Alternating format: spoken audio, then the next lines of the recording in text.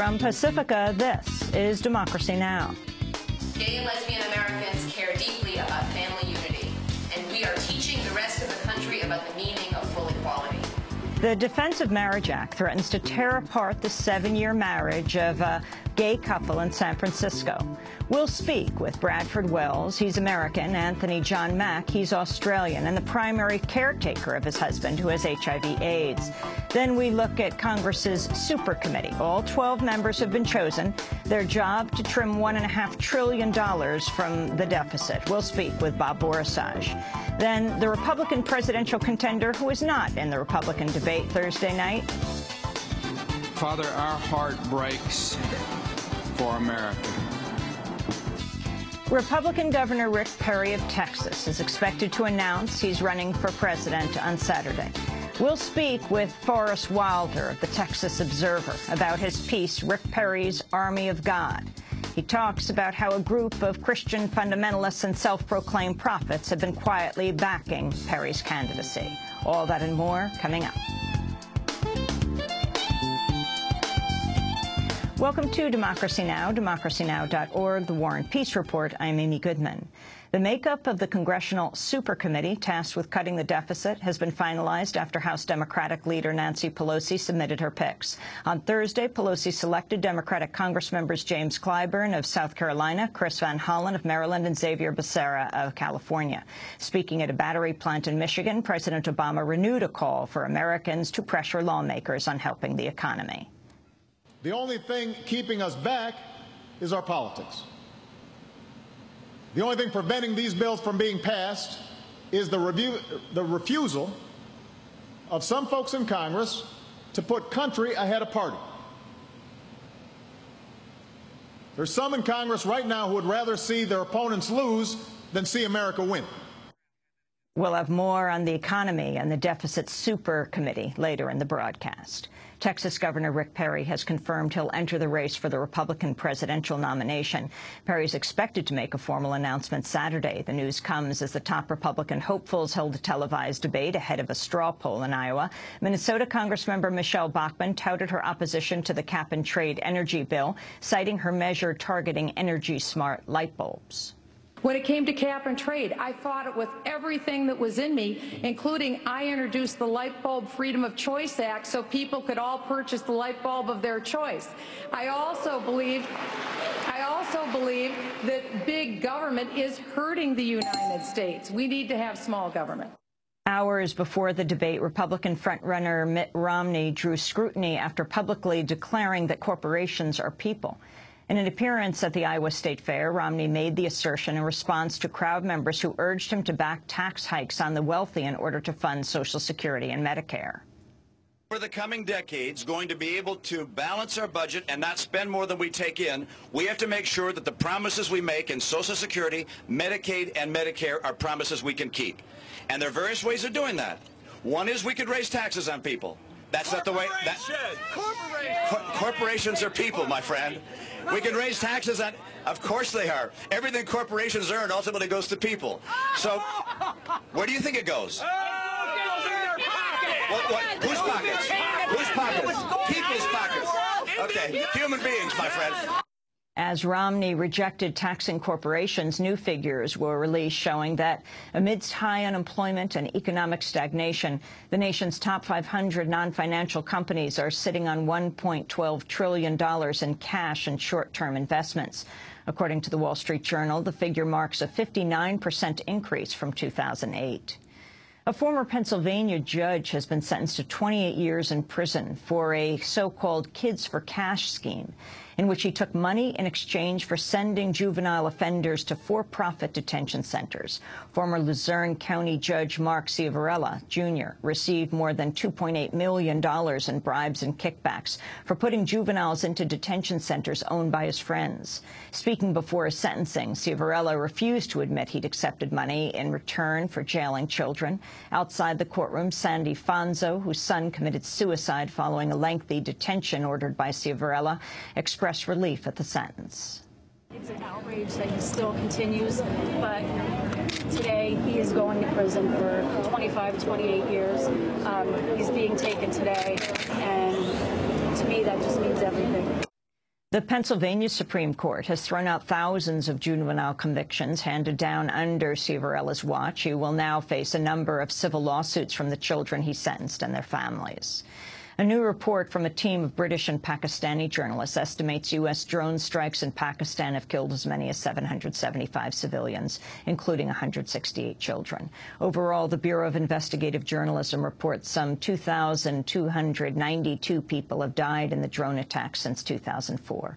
As many as 69 children were killed in the bombing of an Islamic school in 2006. The report also challenges a recent claim by President Obama's top counterterrorism advisor, John Brennan, that no civilians have been killed in the drone attacks for nearly a year. According to researchers, at least 45 civilians were killed in 10 U.S. attacks during the last year.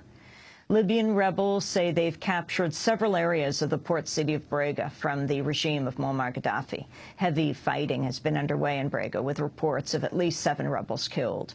Meanwhile, dozens of Libyans rallied in Tripoli Thursday to protest a NATO airstrike that allegedly killed some 85 civilians earlier this week. The Gaddafi regime claims 33 children were among the dead. NATO maintains it struck a legitimate military target. A protester called on the UN to help put an end to the bombings. السيد بان كيمون المحترم الأمين العام للأمم المتحدة نحن أسر الضحايا الذين استشهدوا جراء قصف. Mr. Ban Ki-moon, UN Secretary General, we are the families of the victims who were killed by NATO airstrikes in Medjugorje village. Was killed 85 martyrs. Most of them were children and women. We are appealing to you to take a firm stand against these crimes, which NATO commits every day. Syrian forces continue to attack civilians in the crackdown in opposition to Syrian President Bashar al-Assad. Reports today say at least 11 people have been killed in raids near the Lebanon border. On Thursday, journalists were granted access to the city of Hama following a 4-day assault by Assad's forces. They have been ruling us for 50 years. Assad's rule has lasted for 50 years. Through our determination, God willing, and we address Bashar al-Assad specifically, we will remove you by force. We will remove him by force. We are on our own. Look at us. We have nothing. They attacked us with tanks. They attacked us by airplane, with every means within their power, and we have nothing. They burned down our shops, our homes, and confiscated our belongings. Hama is burned down and torn to the ground. Go and check the alleys. People are dying of hunger. We have nothing but our God. British Prime Minister David Cameron has addressed a special session of Parliament on the riots that swept a number of British cities and left at least 4 people dead.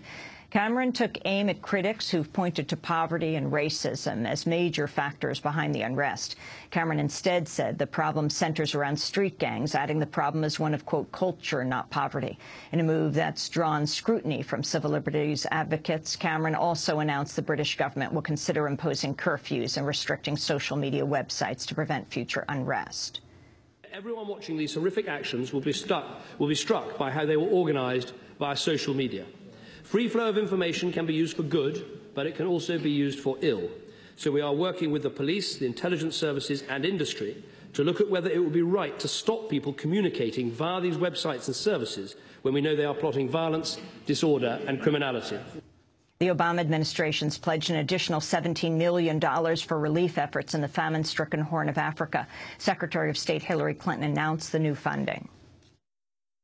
On Monday, President Obama announced that in light of the current crisis, we are making available an additional $105 million in emergency funding. Today, I'm announcing another $17 million on top of that, with $12 million designed specifically for helping the people of Somalia. That brings the total U.S. humanitarian assistance to the region to more than $580 million this year. We are reaching more than 4.6 million people with this aid. The U.S. is the largest donor of aid in the Horn of Africa, but still spends more money in Africa on military efforts. The Israeli government has formalized approval for the construction of 1,600 new settlement homes in occupied East Jerusalem. An Israeli citizen taking part in the recent protests in Tel Aviv criticized Israeli officials for presenting settlement construction as a solution to Israel's housing woes. This government is building houses for what's going to be Palestine. I mean, many Israelis need apartments and don't have it, and they go and build buildings or houses for Palestine, which is ridiculous. And again, it proves many people in the government can take everything and manipulate it so it will fit their own small, narrow interest and their way of thinking. A key federal panel has endorsed the controversial drilling technique known as hydraulic fracturing or fracking in shale formations for natural gas. In a new report, the Department of Energy's Natural Gas Subcommittee says gas companies should be allowed to drill provided they disclose chemicals used in the process and face monitoring for contaminants. But critics say the panel has avoided the question of how fracking should be regulated overall and has ignored potential damage to water supplies. In a series of letters, dozens of lawmakers, scientists and environmentalists have criticized the panel, saying 6 of its 7 members have financial ties to the natural gas industry. The panel's chair, John Deutsch, serves on the board of the natural gas company Cheniere Energy. A separate Environmental Protection Agency assessment of fracking is expected early next year. And those are some of the headlines. This is Democracy Now!, democracynow.org, The War and Peace Report. I'm Amy Goodman.